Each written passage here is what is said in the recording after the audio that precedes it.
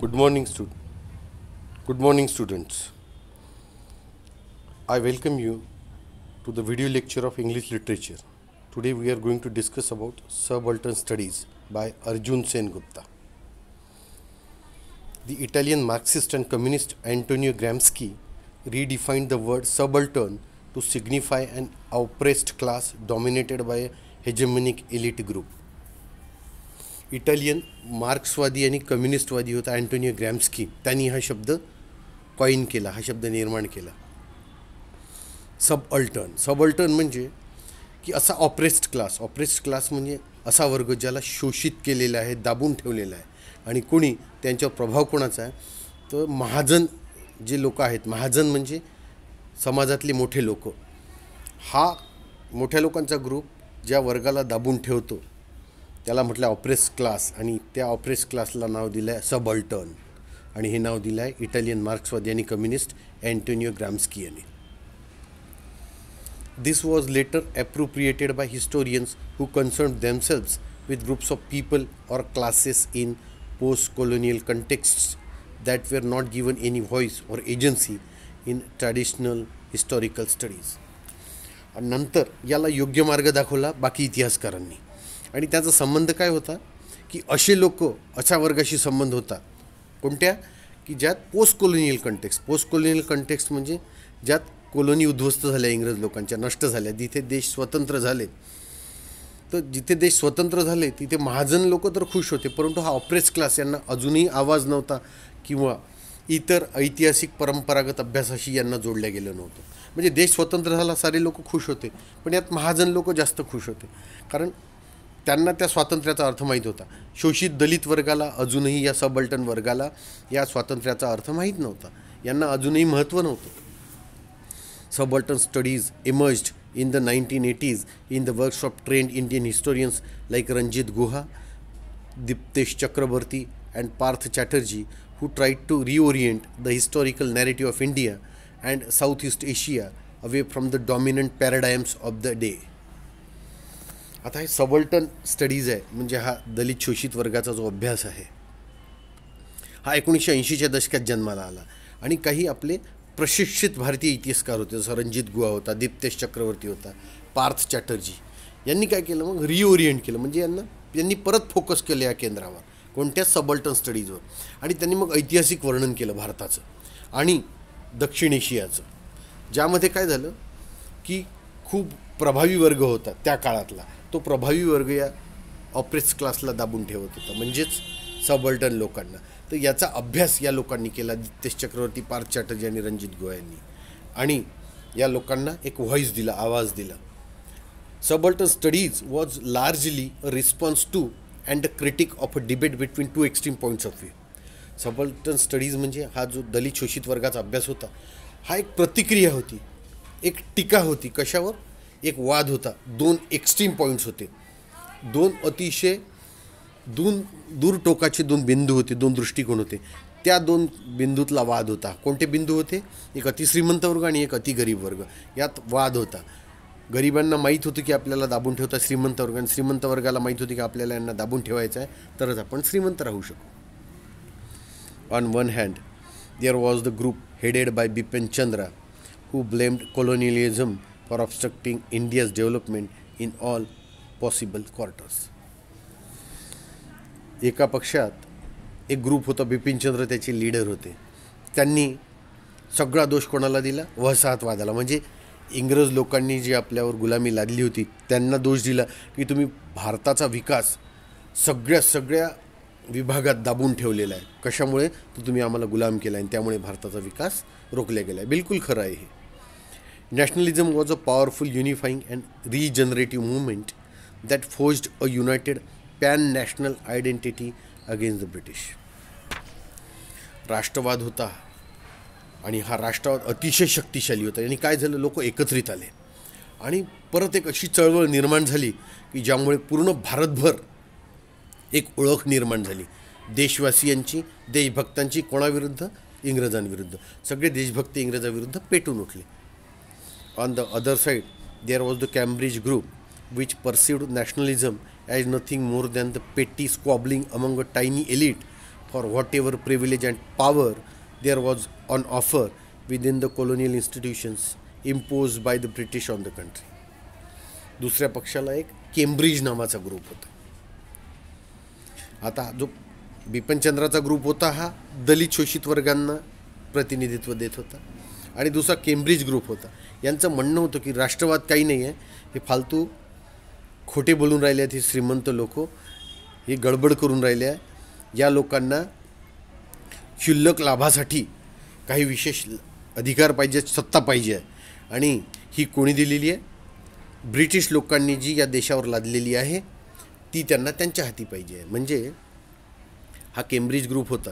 या केम्ब्रिज ग्रुपचं असं म्हणणं होतं काही श्रीमंत लोकांनाच पाहिजे आहे बा सत्ता आपल्या हाती.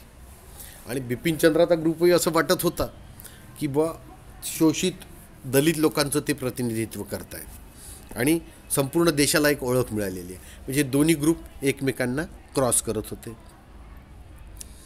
According to them this elite was not antagonistic to the British but competed and collaborated with them for control and advantage. आता केम्ब्रिज ग्रुपचा दुसऱ्या ग्रुपवर आरोप होता की हा जो एलिट ग्रुप आहे हा ब्रिटिशांच्या विरुद्ध नाही आहे, हा ब्रिटिशांना सपोर्टच करत आहे आणि ब्रिटिशांना मदत करून राहिला आहे की त्यांना नियंत्रण मिळवण्यासाठी आणि फायदा मिळवण्यासाठी. परत हे दोन्ही व्ह्यू आपण लक्षात घेऊया. बिपिनचंद्राचं म्हणणं होतं की नॅशनलिझम हा एक अशी ताकद आहे, अशी मुवमेंट आहे ज्यामुळे आपल्या देशाला एक ओळख मिळालेली आहे ब्रिटिशांविरुद्ध आणि पूर्ण भारताचा विकास या ब्रिटिशांनी दाबून ठेवलेला आहे. म्हणजेच एका अर्थी ते गरिबांच्या विकासाबद्दल बोलत होते. आणि इकडे केम्ब्रिज ग्रुपचं म्हणणं होतं, बिपिनचंद्राच्या ग्रुपवर आरोप होता की यांना विशेष अधिकार पाहिजे, ताकद पाहिजे आहे. कशासाठी? तर स्वतःच्या स्वार्थासाठी. कारण या लोकांना ब्रिटिशांच्या विरुद्ध वागायचंच नाही, ब्रिटिशांना सपोर्ट करायचा आहे, त्यांना नियंत्रणात आणि त्यांच्या फायद्यासाठी मदत करायची आहे, असा केम्ब्रिजचा आरोप होता बिपिनचंद्र ग्रुपवर. These were extreme views and subaltern studies discredited the very basis of their inquiries. आणि हे अतिशय एक्स्ट्रीम व्ह्यूज होते. एक्स्ट्रीम म्हणजे अतिशय टोकाचे दृष्टिकोन होते आणि सबल्टननी काय केलं? या दोघांनाही डिस्क्रेडिट केलं. म्हणजे या दोघांकडे लक्षच नाही दिलं, या दोघांना रद्दबातल ठरवलं.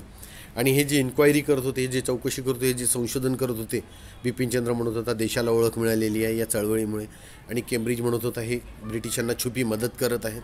या दोन्हींना त्यांनी डिस्कार्ड केलं. कोणी? सबल्टन स्टडीजनी, म्हणजे या ऑपरेस क्लासच्या अभ्यासाने. The Cambridge version of nationalist politics without idealistic convictions couldn't possibly be true.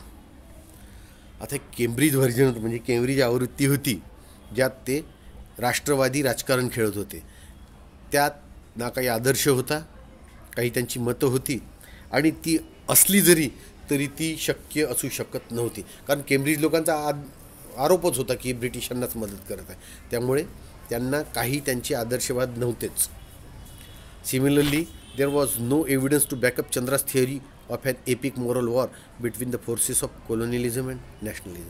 आणि दुसरीकडे जर दुसरा व्ह्यू विचारात घेतला तर काही पुरावे नव्हते की बिपिनचंद्रांची थिअरी मांडली होती की हे महाकाव्य आहे बा, हे युद्ध म्हणजे देशाचं, यात वसाहतवादाविरुद्ध आणि राष्ट्रवादाविरुद्ध लढाई चालू आहे. म्हणजेच वसाहतवाद आणि राष्ट्रवाद यात लढाई सुरू आहे, याचा सुद्धा काही पुरावा नव्हता बिपिनचंद्रजवळ.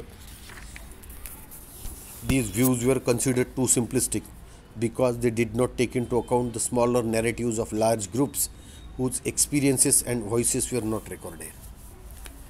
आता हे जे दोन्ही दृष्टिकोन होते अतिशय साधे समजले गेले, कारण यांनी छोटे छोटे जे नॅरेटिव्ज होते, छोटी छोटी जी वर्णं होते, छोटे छोटे डिटेल्स होते मोठ्या ग्रुपचे, त्यांचे अनुभवसुद्धा यांनी लक्षात घेतले नाही आणि त्यांचा आवाजसुद्धा यांनी लक्षात घेतला नाही, म्हणजे त्यांची मतेच लक्षात घेतली नाही. बरोबर आहे ना? आता तुम्ही जर म्हणता की ही देशाची लढाई आहे, गरीब लोकांची लढाई आहे, त्यांची मते विचारात घ्यायला पाहिजे ना, भलेही ते लहान असो. पण ते लहान नव्हतेच, त्यांच्यामुळेच आपल्याला देश स्वतंत्र करता आला. कारण जर सामान्य जनता यात सहभागी झाली नसती आपण स्वतंत्रच झालो नसतो. पण यांनी या सामान्य जनतेच्या मताला किंमत दिली नाही दोन्ही ग्रुपनी. दे वर देअरफॉर इनकम्प्लीट अँड इनॲडिक्वेट, आणि म्हणून ते अपूर्ण होते, अपुरे होते. One can see that in its deep suspicion of grand narratives and its focus on smaller narratives, subaltern studies owes much to post-structuralist theory. आपण पाहू शकतो की यात खूप जास्त संशय होता, कारण यांनी खूप मोठ्या प्रमाणावर वर्णन केलं होतं, एकदम भपकेबाज वर्णन केलं होतं. आणि छोटे छोटे जे वर्णन होते, छोट्या लोकांची जे मतं होते, तीसुद्धा संशयास्पद वाटत होती या अभ्यासात. आणि subaltern studies owes much to post structuralist theory. आणि सबल्टन स्टडीज यांना खूप काही देणं लागतं. कशाचं? पोस्ट स्ट्रक्चरलिस्ट थिअरीचं. कारण यांनी यांची तत्त्वे पोस्ट स्ट्रक्चरलिस्ट थिअरीतून घेतली आहे. कोणी? सबल्टन स्टडीजनी. आणि जे वर्णन केलं होतं बिपिनचंद्र ग्रुपने आणि केम्ब्रिज ग्रुपनी, हे खोटं वाटत होतं. आणि हेच सगळं उघड झालं सबल्टन स्टडीजच्या अभ्यासात. रणजित गुहा pointed out that both these approaches were elitist because they could not explain the contributions made by people, the subalterns who were not part of the elite. तर रणजित गुहानी हे सिद्ध करून दाखवलं की हे दृष्टिकोन होते हे सगळे महाजन लोकांचे होते, म्हणजे मोठ्या लोकांचे होते. आणि त्यांनी जे कॉन्ट्रीब्युशन्स होतं सबल्टन लोकांनी, गरीब लोकांनी केलेलं, तर ते त्या महाजन